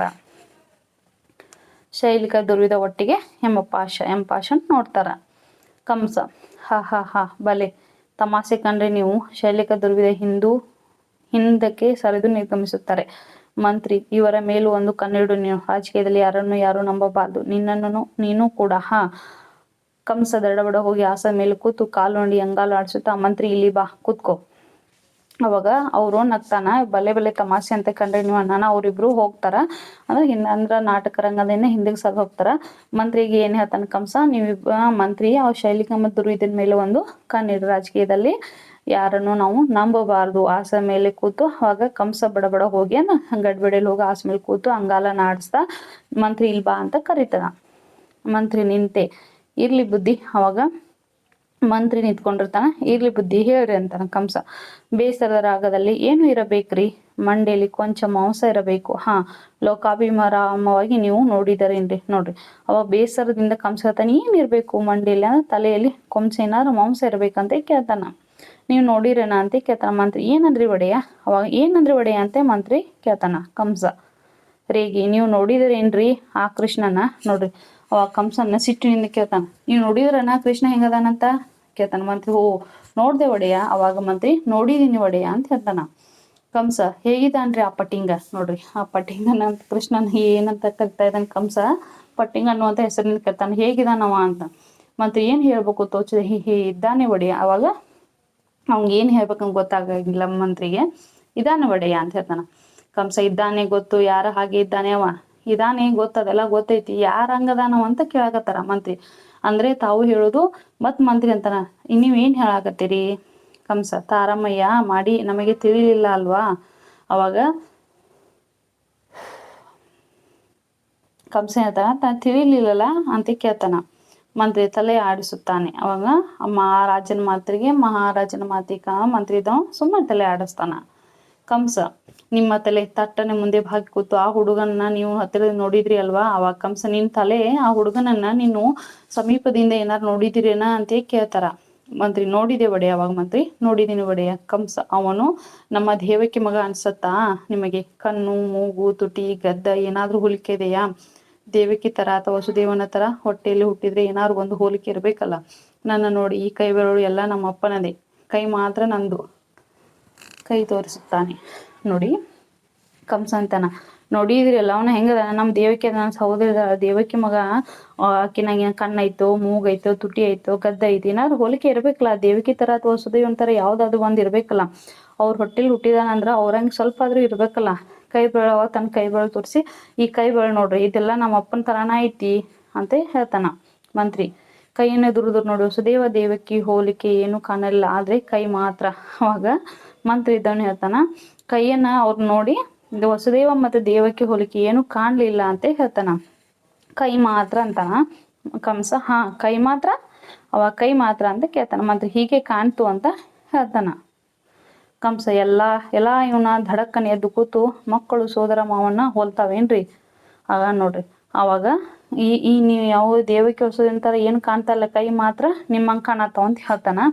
ಅವಾಗ ಮಕ್ಕಳು ಎಲ್ಲ ಅವನ ಸೋದರ ಮಾವನ್ ಹೋಲ್ತಾವನ ಮಕ್ಕಳಂತೆ ಪ್ರಶ್ನೆಯನ್ನು ಹಾಕೋತಾನ.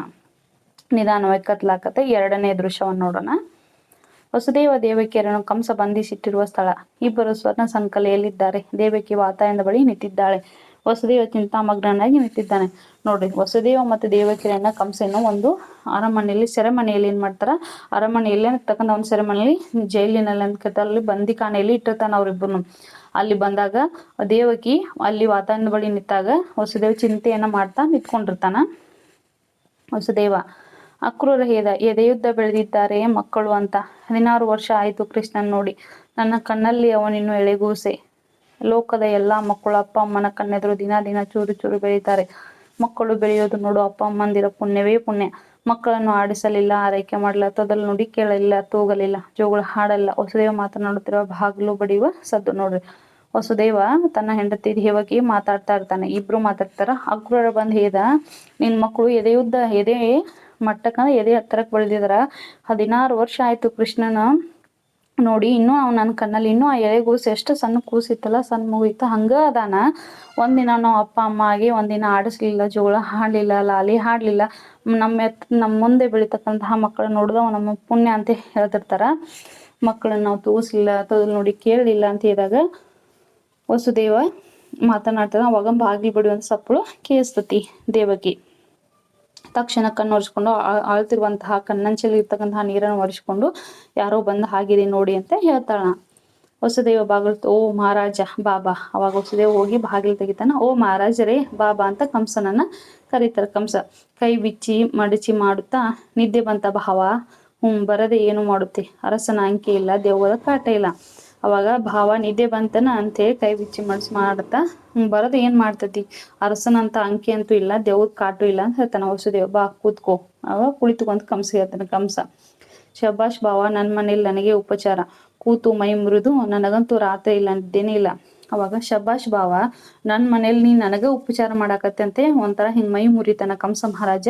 ನನಗಂತೂ ರಾತ್ರಿ ಎಲ್ಲ ನಿದ್ದೆನೇ ಇಲ್ಲ ಅಂತ ಹೇಳ್ತಾನ. ವಸುದೇವ ರಾಜಕಾರ್ಯನೇ ಹಾಗೆ. 10 ಜನರ ಮಧ್ಯೆ ಕೂತಾಗ ಜೋಲಿ, ಏಕಾಂಗಿ ಇದ್ದಾಗ ಹೊತ್ತಿದ್ರು ಮುಚ್ಚಿದರೆ ಎಪ್ಪೆ. ಅವಾಗ ವಸುದೇವ ಅಂತ ರಾಜ ದರ್ಬಾರನ ಹಂಗಿರ್ತೈತಲ್ಲ, 10 ಜನರ ಮಧ್ಯೆ ಇದ್ದಾಗ ಕೂತಾಗ ಜೋಲಿ ಹೋಗ್ತಾ ಇರ್ತದೆ, ನಿದ್ದೆ ಬರ್ತಾ ಇರ್ತೈತಿ. ಆದ್ರೆ ಒಬ್ಬರೇ ಇದ್ದಾಗ ನಾವ್ ಎಷ್ಟು ನಿದ್ದೆ ಮಾಡ್ಬೇಕಂದ್ರು ಅದು ಕಣ್ಣಂಚಿನ ರೆಪ್ಪೆಗಳು ಮುಚ್ಚುವುದಿಲ್ಲ ಅಂತ ಹೇಳ್ತಾನ. ಕಂಸ ಗಟ್ಟಿಯಾಗಿನ ಮೊದಲಿನಿಂದಲೂ ಅಷ್ಟೇ ಬಲೆ ತಮಾಸೆನು. ಅವಾಗ ಗಟ್ಟಿಯಾಗಿ ನಗ್ತಾನ ಕಂಸ ಮಹಾರಾಜ. ವಸುದೇವನ ಮಾತು ಕೇಳಿ ನಕ್ಕು, ಮೊದಲಿನಿಂದ ಇಷ್ಟೇ ತಮಾಷೆ ಮಾಡ್ತಿಯಲ್ಲ ಭಾವಾನಿ ಅಂತೆ ಅಂತಾನ. ವಸುದೇವ ದೇವಕಿ ನಿಮ್ಮ ಅಣ್ಣನಿಗೆ ಸ್ವಲ್ಪ ಹಾಲಾದ್ರೂ ಕೊಡು. ಅವಾಗ ದೇವಕಿಗೆ ಹೇಳ್ತಾನ ಸಹೋದರಿಗೆ, ನಿಮ್ಮಣ್ಣ ಈ ಕಂಸನಿಗೆ ಸ್ವಲ್ಪ ಹಾಲಾದ್ರೂ ಕೊಡು ಅಂತ ಹೇಳ್ತಾನ. ಕಂಸಕ್ಕೆ ಸಕ್ಕನೆ ವಸುದೇವ ಹೇಳಿದಾಗ ನಿಮ್ಮ ಅಣ್ಣನಿಗೆ ಸ್ವಲ್ಪ ಹಾಲಾದ್ರೂ ಕೊಡೋಣ. ಕಂಸಕ್ಕೆ ಸಕ್ಕನ ಹಾಲ ಕುಡಿಯೋರು ನಾವು, ಹಾಲು ಹಿಡಿಸಲ್ಲ ನಮಗೆ. ಕ್ಷೀರಸಾಗರ ಮತ್ತಂದ ಕತೆ ಗೊತ್ತಲ್ಲ ನಿಮಗೆ. ಬೇಡ ದೇವಕಿ, ಹಾಲು ಗೀಲು ಏನು ಬೇಡ, ಸ್ವಲ್ಪ ಮಾತಾಡಿ ಹೋಗೋಣ ಅಂತ ಬಂದೆ ನೋಡು.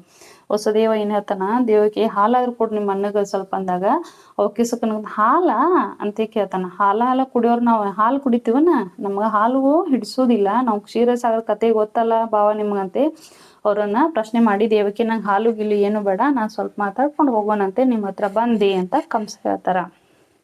ವಸುದೇವ ನಿನ್ನ ಕುಂಬಳ ನಿನ್ನ ಕುಡುಗೋಲು ಮಾತಾಡೋ ಮಹಾರಾಜ, ಇದೆಲ್ಲ ನಿಂದಪ್ಪ ಮಾತಾಡೋ ಅಂತ ಹೇಳ್ತಾನ.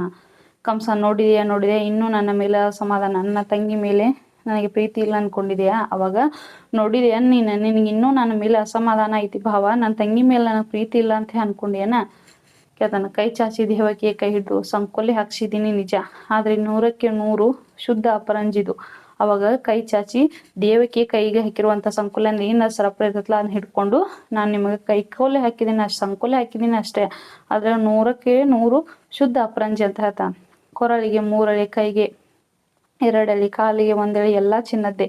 25 ವರ್ಷ ಆಯ್ತಲ್ಲ ಮಾಡಿಸಿ, ಸ್ವಲ್ಪ ಆದ್ರೂ ಕಪ್ಪಾಗಿದೆ ನೋಡ್. ನಿಮಗೆ ಸಂಕೋಲೆ ಹಾಕಿದನಲ್ಲ ಕೈಗೆ ಕಾಲಿಗೆ ಅವೆಲ್ಲ ಹಾಕಿದ್ದು ಎಲ್ಲವೂ ಬಂಗಾರದನ. 25 ವರ್ಷ ಆಯ್ತು, ಸ್ವಲ್ಪ ಆದ್ರೂ ಏನಾದ್ರು ಅದ ಕಪ್ಪಾಗೈತನ.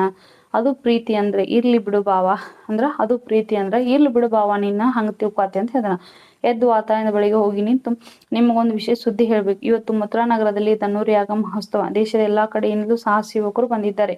ರಾಜನ ಮುಂದೆ ತಮ್ಮ ಶಕ್ತಿ ಪ್ರದರ್ಶಿಸಬೇಕು, ಮಥುರಾ ವೀರ ಪ್ರಶಸ್ತಿ ಗೆಲ್ಲಬೇಕು. ಏನು ಹುಚ್ಚು ಈ ಹುಡುಗರದ್ದು. ಅವಾಗ ಅವ ಎದ್ದು ನಿಂತು ಏನ್ ಹೇಳ್ತಾನ, ಮಥುರಾ ನಗರದಲ್ಲಿ ಇಂದು ಬಿಲ್ ಹಬ್ಬದ ಧನುರ್ ಯಾಗ ಯಜ್ಞವನ್ನ ಏರ್ಪಡಿಸಿದೀವಿ. ಎಲ್ಲ ಕಡೆಯಿಂದ ಸಾಹಸಿ ಯುವಕರು ಬರ್ತಾ ಇದಾರ. ಮಥುರಾ ಯುವಕರು ಪ್ರಶಸ್ತಿಯನ್ನು ಗೆಲ್ಲಬೇಕು. ಹುಡುಗರದ್ದು ಏನೋ ಒಂಥರ ಹುಚ್ಚು ಅಂತ ಹೇಳ್ತಾನ. ವಸುದೇವ, ಇವತ್ತು ಬಿಲ್ ಹಬ್ಬನಾ ಅಂತ ಕೇಳ್ತಾನ. ಕಂಸ, ಯಾಕೆ ನಿಮಗೆ ಗೊತ್ತಿಲ್ವಾ? ಅದೃಷ್ಟವಂತರು ನೀವು, ನಿಮಗೆ ಏನು ಗೊತ್ತಾಗಲ್ಲ. ಹೊತ್ತು ಹೊತ್ತಿಗೆ ಊಟ, ಹೊತ್ತು ಹೊತ್ತಿಗೆ ನಿದ್ದೆ, ಬಿಸಿಲಲ್ಲಿ ಬೇಯೋ ಹಾಗಿಲ್ಲ, ಮಳೆಯಲ್ಲಿ ತೊಯ್ಯೋ ಹಾಗಿಲ್ಲ. 4 ಗೋಡೆ ಮಧ್ಯೆ ನಿಮ್ದೇ ಒಂದು ಪ್ರಪಂಚ. ಒಂದು ನೊಣ ಕೂಡ ಒಳಗೆ ಬರೋ ಹಾಗಿಲ್ಲ, ಒಂದು ನೊಣ ಹೊರಗೆ ಹೋಗೋ ಹಾಗಿಲ್ಲ. ಅವಾಗ ಕಂಸ, ಯಾಕೆ ಗೊತ್ತಿಲ್ಲ ನಿಮಗ? ಅದೃಷ್ಟವಂತರು ಭಾವ ನಿಮ್ಗೆ ಏನು ಗೊತ್ತಾಗಲ್ಲ. ಹೊತ್ತು ಹೊತ್ತಿಗೆ ಊಟ ಮಾಡ್ತೀರಿ, ಸರಿಯಾದ ಟೈಮಿಗೆ ನಿದ್ದೆ ಮಾಡ್ತೀರಿ, ಬಿಸಿಲಲ್ಲಂತೂ ಬೈಯೋ ಹಾಗಿಲ್ಲ, ಮಳೆಯಲ್ಲಿ ತೊಯ್ಯೋ ಹಾಗಿಲ್ಲ. 4 ಗೋಡೆಯ ಮಧ್ಯೆ ನೀವು ಕೂಡ ನಿಮ್ದೇ ಒಂದು ಪ್ರಪಂಚ. ಒಂದು ನೊಣ ಹೊರಗೆ ಹೋಗಂಗಿಲ್ಲ, ಒಂದು ನೊಣ ಒಳಗೆ ಬರಂಗಿಲ್ಲ ಅಂತ ಹೇಳ್ತಾನ. ವಸುದೇವನಕ್ಕೂ ಆದ್ರೂ ಮುಪ್ಪು ಸೆರೆಮನೆ ಒಳಗೆ ಬಂದೇ ಬಿಟ್ಟು, ಆದ್ರ ಮುಪ್ಪು ಅನ್ನೋದು ಈ ಸೆರೆಮನೆ ಒಳಗ ಕಳೆದ್ ಬಿಟ್ವಿ ಅಂತ ಹೇಳ್ತಾನ. ದೇವಕಿ, ನೆಮ್ಮದಿ ಸೆರೆಮನೆಯಿಂದ ಹೊರಗೆ, ನೆಮ್ಮದಿ ಐತ್ಪ ಸೆರೆಮನೆಯಿಂದ ನಮ್ಮನ್ನು ಬಿಡಿಸಿರ. ಕಂಸ, ಆದ್ರೂ ದೇವಕಿ ಬಂಧನದಲ್ಲಿ ಇದ್ದು ನೀವು ಸ್ವತಂತ್ರ. ಅವಾಗ ದೇವಕಿ ಹೇಳ್ತಾನ, ನೀವು ಇಂಥ ಬಂಧನದಲ್ಲಿ ಇಂಥ ಇದ್ರೊಳಗೆ ಇದ್ರೂ ಕೂಡ ನೀವು ಸ್ವತಂತ್ರರು. ನಾವು ಬಯಲಲ್ಲಿದ್ದು ಬಂದಿಗಳು, ನೀವು ಒಳಗಡೆ ಇದ್ದು ಸ್ವತಂತ್ರ ಇದ್ರೆ, ನಾವು ಹೊರಗಡೆ ಇದ್ರು ಬಂದಿಗಳ ತರ ಅದೀವಿ. ಎಲ್ಲಿ ಹೋದ್ರು ಈ ಅಂಗರಕ್ಷಕರ ಪೀಡೆ, ನಾವು ಎಲ್ಲಿ ಹೋದ್ರು ಈ ಅಂಗರಕ್ಷಕರು ನಮ್ಮ ಜೊತೆಗೆ ಬರ್ತಾರ. ನಿಂಚಿತವಾಗಿ ಊಟ ಮಾಡೋ ಹಾಗಿಲ್ಲ, ನಿಂಚಿತವಾಗಿ ನಿದ್ದೆ ಮಾಡೋ ಹಾಗಿಲ್ಲ. ಕಣ್ಣು ಮುಚ್ಚಿದೆ ತಕ್ಕ ಪಕ್ಕ ಕುಣಿತ ನಾನು ಕೊಂದ ಮಕ್ಕಳು ಕಣ್ಣು ಮುಂದೆ ಬರ್ತಾವೆ. ನೋಡಿ, ನಾನು ನಿಂಚಿತವಾಗಿ ಎಲ್ಲೂ ನಿದ್ದೆ ಮಾಡೋ ಹಾಗಿಲ್ಲ, ಕುಳಿತುಕೊಳ್ಳುವ ನೆಮ್ಮದಿಯಿಂದ ಊಟ ಮಾಡೋ ಹಾಗಿಲ್ಲ. ಕಣ್ಣು ಮುಚ್ಚಿದ್ರ ಆ ಕುಣಿತಾ ಇರುವಂತ ಮಕ್ಕಳ ಕಣ್ಣು ಮುಂದೆ ಬಂದಂಗ ಅಕ್ಕವ. ಅಂದ್ರೆ ನಾ ಕೊಂದಂತಹ ಮಕ್ಕಳು ಕಣ್ಣು ಮುಂದೆ ಬರ್ತಾವಂತ ಹೇಳ್ತಾನ. 16 ವರ್ಷದ ಹಿಂದೆ ಅಷ್ಟಮಿ ರಾತ್ರಿ ಅದೆಷ್ಟೋ ಮಕ್ಕಳು ಹುಟ್ಟಿದವು ಈ ದೇಶದಲ್ಲಿ. 16 ವರ್ಷದ ಹಿಂದ ಅಷ್ಟಮಿ ರಾತ್ರಿ ಎಷ್ಟು ಮಕ್ಕಳು ಹುಟ್ಟಿದವು ಈ ದೇಶದಾಗ. ಎಷ್ಟು ಅಂತ ಅವನನ್ನು ಕೊಲಿಸ್ಲಿ. ದೇವಕ್ಕೆ ಹೊಟ್ಟೆಲಿ ಹುಟ್ಟೋ 8ನೇ ಮಗ ಅಷ್ಟಮ ಪುತ್ರನನ್ನ ಕೊಲ್ಲಬೇಕು. ಎಷ್ಟು ಮಕ್ಕಳಂತರ ನಾ ಕೊಲಿಸ್ಲಿ. ಈ ಅಷ್ಟಮ ಪುತ್ರನ ಹುಟ್ಟಿರುವಂತ ದೇವಕ್ಕೆ ಮಗನನ್ನ ನಾನು ಹೇಗಂತ ಹುಡುಕಿ ಅವನನ್ನ ಕೊಲ್ಲಬೇಕು. ಆದ್ರೆ ನೀನು 8ನೇ ಮಗ ಪುತ್ರ ಅಲ್ಲ ಪುತ್ರಿ. ದೇವಕಿ ಬೆನ್ನಿಗೆ ಬಿದ್ದ ನನಗಿಂತ ಹೊಟ್ಟೆಲಿ ಹುಟ್ಟಿದ ಕೂಸು ನಿನಗೆ ದೊಡ್ಡದ. ಅವಾಗ ನಿಂಗೆ 8ನೇ ಮಗ ಹುಟ್ಟಿದ ಮಗು ಐತಲ್ಲ, ಅದು ಗಂಡ್ ಮಗು ಅಲ್ಲ, ಹೆಣ್ಮಗು. ಆದ್ರೆ ಬೆನ್ನಿಗೆ ಬಿದ್ದ ನನಗಿಂತ ಮಗುನ ಹೆಚ್ಚಾತನ ನಿಂಗಂತ ಪ್ರಶ್ನೆ ಮಾಡತನ. ದಯವಿಟ್ಟು ಹೇಳು, ನಿನ್ನ 8ನೇ ಮಗನ ಎಲ್ಲಿ ಬಚ್ಚಿಟ್ಟಿದ್ದಿ? ನನಗೆ ರಾಜ್ಯ ಬೇಡ, ಕೋಶ ಬೇಡ, ಪಟ್ಟ ಬೇಡ, ಪಗಡಿ ಬೇಡ, ಎಲ್ಲಾ ನಿನ್ನ ಗಂಡನಿಗೆ ಕೊಡ್ತೀನಿ.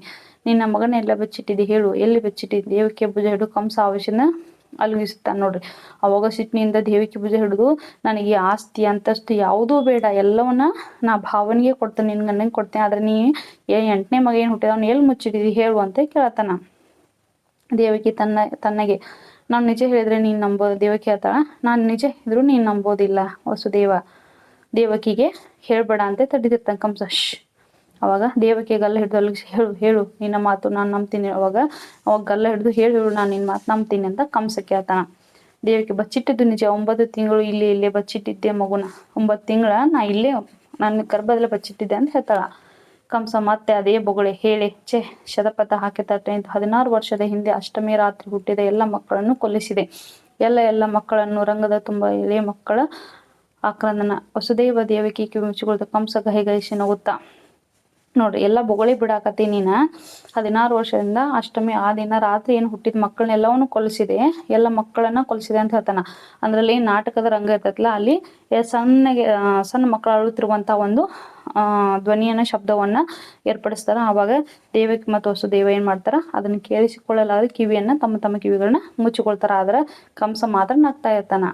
ಲಕ್ಷ ಮಕ್ಕಳು, ಆದ್ರೆ ಒಂದು ಮಗುನು ಮಾತ್ರ ಇದನ್ನು ಕೊಲ್ಲಲಿಕ್ಕೆ ಆಗಿಲ್ಲ. ಅವನೇ ಆ ಗೋಕುಲದ ಗೊಲ್ಲರ ಹುಡುಗ ಪಿಳ್ಳಂಗೋವಿ ಕೃಷ್ಣ. ಕೊಲ್ಲಲಿಕ್ಕೆ ಬಂದಿರಲ್ಲ, ಅವನಿಗೆ ಕೊಂದು ಬಿಟ್ಟ. ಆ ಕೃಷ್ಣನ ಅಪ್ಪ ನಂದ, ನಿನ್ನ ಗಂಡನ ಬಾಲ್ಯ ಸ್ನೇಹಿತ, ಪರಮಾತ್ಮ, ಪ್ರಾಣಮಿತ್ರ. ವಸುದೇವನ ಕಡೆ ತಿರುಗಿ, ನಿನ್ನ ಮೊದಲ ಹೆಂಡತಿ ರೋಹಿಣಿ, ಅವಳ ಪಿಳ್ಳೆ ಬಲರಾಮ ನಂದನ ಮನೆಯಲ್ಲೇ ಇರೋದು. ನೋಡಿ, ಅವಾಗ ಏನ್ ಹೇಳ್ತಾನ ಕಂಸ ಇದ್ದವು, ಅಷ್ಟೊಂದು ಲಕ್ಷಾಂತರ ಮಕ್ಕಳನ್ನೆಲ್ಲ ಕೊಂದಿದ್ದೀನಿ, ಆದ್ರೆ ಆ ಒಂದು ಮಗು ನನ್ನ ಕೈಯಿಂದ ಕೊಲ್ಲಕ್ಕೆ ಆಗ್ತಾ ಇಲ್ಲ. ಆ ಗೊಲ್ಲ ಏನ್ ಪಿಳ್ಳಂಗೋವಿ ಕೃಷ್ಣ ಅದನ್ನಲ್ಲ, ಕೊಳಲೋದು ಕೃಷ್ಣ ಏನ್ ಅದನ್ನಲ್ಲ, ಅವ ಕೊಲ್ಲಲಿಕ್ಕೆ ಹೋದವ್ರನ್ನೆಲ್ಲ ಕೊಂದು ಬಿಡಾಕತನ. ಆದ್ರ ಕೃಷ್ಣ ಬೆಳೆದಿದ್ದೆ ಎಲ್ಲಿ ಗೊತ್ತನ, ನಿನ್ನ ಗಂಡನ ಬಾಲ್ಯ ಸ್ನೇಹಿತ ನಂದನಲ್ಲ, ನಂದಗೋಪನ ಮನೆಯಲ್ಲಿ ಬೆಳೆಯಾಕತಾನ. ವಸುದೇವನ ಕಡೆ ತಿರುಗಿ ಹೇಳ್ತಾನ ಕಂಸ ಇದ್ದವನು, ಅವನ ಮೊದಲನೇ ಹೆಂಡತಿ ರೋಹಿಣಿ, ಅವನು ಹುಟ್ಟಿದ ಮಗ ಯಾರು ಬಲರಾಮ, ಅವನು ಕೂಡ ಅದೇ ಮನೆಯಲ್ಲಿ ಇರೋದು ಅಂತ ಹೇಳ್ತಾನ. ಅರಮನೆ ಕವಳಕ್ಕೆ ಕತ್ರಿ ಹಾಕೋಕೆ ಬಂದ್ಲು, ಇದ್ಗೋಳಿ ಅಲ್ಲೇ ಅಂತ ಸುಮ್ಮನೆ ಇದ್ದೆ. ಈಗ ನೋಡಿದ್ರೆ ನೀವೆಲ್ಲ ಕುಡಿ ಏನೋ ಮಸಲತ್ತು ಮಾಡಿರೋ ಹಾಗಿದೆ. ಅರಮನೆ ಕತ್ರೆ ಹಾಕಕ್ ಬಂದವ ಅಂತೆ ಸುಮ್ಮನೆ ಆಗಿದ್ದೀನಿ ನಾನು. ನೀವಿಬ್ರು ಕುಡಿ ಏನೋ ಮಸಲತ್ ಮಾಡತ್ತೀರಿ. ಇಬ್ಬರು ನೋಡ್ತಾ ತೆಗೆದನೆಲ್ಲಿ ಆ ಕೃಷ್ಣ ನಿಮ್ಮ ಮಗನೇ ಇರ್ಬೇಕೇನೋ, ನಿಮ್ಮ ಮಗನೇ ಅವನು ತನ್ನ ಅಂಗೈ ನೋಡ್ಕೊಳ್ತಾ ನನ್ನ ಸೋದರಳಿಯ ಅವನು. ಆವಾಗ ಅವರಿಬ್ಬರು ನೋಡಿ ದೇವಕ್ಕೆ ಮತ್ತು ವಸುದೇವನನ್ನು ನೋಡಿ ಕಂಸ ಇದ್ದವನು ಹೇಳ್ತಾನ, ಅವರು ನಿನ್ನ ಮಗನೇ ಇರ್ಬೇಕವ ಅಂತ ಹೇಳಿ ಹೇಳ್ತಾನ. ತನ್ನ ಕೈಯನ್ನು ನೋಡ್ಕೊಳ್ತಾ ಅಂಗೈ ನೋಡ್ಕೊಳ್ತಾ ನನ್ನ ಸೋದರಳಿಯ ಅವ ಇರಬೇಕು ಅಂತ ಹೇಳ್ತಾನ. ದೇವಕಿ ಸುಳ್ಳು, ಕೃಷ್ಣ ನಮ್ಮ ಮಗ ಯಾಕೆ ಆದನು? ಕಣ್ಣಲ್ಲಿ ನೀರು ತಂದ್ಕೊ. ಕೃಷ್ಣ ನಂದನ ಮಗ, ಕೃಷ್ಣ ಯಶೋದೆ ಮಗ ಅಳುತ್ತಾ ನನ್ನ ಮಗ ಅಲ್ಲ ಅವನು, ನನ್ನ ಮಗ ಅಲ್ಲ. ಅವಾಗ ದೇವಕಿ ಇದ್ದವ್ ಹೇಳ್ತಾಳ, ಸುಳ್ಳು, ಕೃಷ್ಣ ನನ್ನ ಮಗ ಅಲ್ಲ. ಅವ ಯಾಕೆ ನನ್ನ ಮಗ ಆಗ್ತಾನ? ಕೃಷ್ಣ ಇದ್ದವ ನಂದನ ಮಗ, ಯಶೋದೆ ಮಗ, ಅವ ನನ್ನ ಮಗ ಅಲ್ಲ, ಅವ ನನ್ನ ಮಗ ಅಲ್ಲ ಅಂತ ಅಳ್ಕೊಂತ ಹೇಳ್ತಾಳ. ಕಂಸ ಸಮಾಧಾನದವನಿಲ್ಲ, ನಿಮ್ಮ ಮಗ ಅಲ್ಲ. ಸರಿ ಮತ್ತೆ ನಿಮ್ಮ ಮಗ ಅಲ್ಲ ಅವನು. ದುಡ್ಡು ಬಾಗಿಲ ಬಳಿ ಹೋಗಿ ಅಕ್ಕನೆ ತಿರುಗಿ ನೋಡಿ ಅಂದಮೇಲೆ ಅವನನ್ನ ಕೊಂದ್ರೆ ನಿಮಗೆ ಬೇಜಾರಿಲ್ಲ ಅಲ್ವಾ? ನೋಡ್ರಿ, ಅವಾಗ ಕಂಸ ಇದ್ದವನು ಸಮಾಧಾನ, ನಿಮ್ಮ ಮಗ ಅಲ್ಲ ಅಲ್ಲವಾ? ಸರಿ ಹಂಗಿದ್ರು ಬಿಡ್ರಿ, ನಿಮ್ಮ ಮಗ ಅಲ್ಲ ಅವನ. ಬಾಗಿಲ ಬಳಿ ಹೋಗಿ ನಿಂದಿರ್ತಾನ, ಬೇಗ ಬೇಗ ಹೋಗಿ ಒಂದೇ ಸಲ ರಫ್ ಅಂತ ತಿರುಗಿ ಅವ್ರಿಗೆ ಹೇಳ್ತಾನ, ನಿಮ್ಮ ಮಗ ಅಲ್ಲ ಅಂದಮೇಲೆ ಅವ್ರು ಕೊಂದ್ರೆ ನಿಮ್ಗೆ ಬೇಜಾರಿಲ್ಲಲ್ಲ ಅಂತ ಪ್ರಶ್ನೆಯನ್ನು ಮಾಡ್ತಾನ. ಆಗ ನಾಟಕದ ರಂಗದ ತುಂಬ ಕತ್ತಲ ಆವರಿಸಿಕೊಳ್ತತಿ. ನೋಡಿ, ಕೃಷ್ಣ, ಬಲರಾಮ ಹಾಗೂ ದೇವಕಿ, ವಸುದೇವ, ಕಂಸ ಇವರ ಪಾತ್ರಗಳು ಯಾವ ಯಾವ ರೀತಿ ಕಥೆಗಳನ್ನ ಕಲ್ಪನೆಗಳನ್ನ ಬಿಂಬಿಸ್ತಾವನ್ನು ನೋಡಬಹುದು. ಇಲ್ಲಿ ಕವಿಗಳು ಏನ್ ಮಾಡಿದಾರೆ, ನೈಜ ಕಥೆಯನ್ನ ಎಷ್ಟು ಸ್ವಾರಸ್ಯಕರವಾಗಿ ನಾಟಕದ ಮುಖಾಂತರ ನಮ್ಮೆಲ್ಲರಿಗೂ ತೋರಿಸಿದಾರ. ಕೃಷ್ಣನನ್ನ ಕೊನೆಗೂ ತನ್ನ ಸೋದರ ಮಾವನಿಂದ ಕೊಲ್ಲಲಿಕ್ಕೆ ಆಗುವುದೇ ಇಲ್ಲ. ಹಾಗಾಗಿ ಕೃಷ್ಣ ಮತ್ತು ಬಲರಾಮರ ನಡುವೆ ಇರ್ತಕ್ಕಂತಹ ಬಾಂಧವ್ಯ ಯಾವ ರೀತಿಯಾಗಿತ್ತು, ವಸುದೇವ ಮತ್ತು ದೇವಕಿ ಅವರು ಎಷ್ಟೇ ಮಕ್ಕಳನ್ನು ಜನ್ಮ ತಾಳಿದ್ರು ಕೃಷ್ಣನ ಕೊನೆಗೆ ಅವರಿಗೆ ಕೊಲ್ಲಲಿಕ್ಕೆ ಆಗುವುದೇ ಇಲ್ಲ. ಈ ಎಲ್ಲವನ್ನ ಎಷ್ಟೊಂದು ಸ್ವಾರಸ್ಯಕರವಾಗಿ ಲೇಖಕರು ಈ ಪಾಠದಲ್ಲಿ ಹೇಳಿದಾರ. ಮಕ್ಕಳೇ, ನಿಮ್ಗೆ ಇದು ಪಾಠ ತಿಳಿದಿದೆ ಅಂತ ಅನ್ಕೋತೀನಿ. ನಿಮ್ಗೆ ಇದ್ರಲ್ಲಿ ಏನಾದ್ರು ತಿಳಿದಿದ್ರೆ ಕಮೆಂಟ್ ಬಾಕ್ಸ್ ಅಲ್ಲಿ ತಿಳಿಸ್ರಿ. ಇನ್ನೊಮ್ಮೆ ಹೇಳುವ ಸಣ್ಣ ಪ್ರಯತ್ನವನ್ನ ಮಾಡ್ತೀನಿ. ಮುಂದಿನ ತರಗತಿಯಲ್ಲಿ ನಾವು ಈ ಪಾಠದ ಪ್ರಶ್ನೋತ್ತರಗಳನ್ನ ಚರ್ಚೆ ಮಾಡೋಣ. ಎಲ್ಲರಿಗೂ ನಮಸ್ಕಾರ.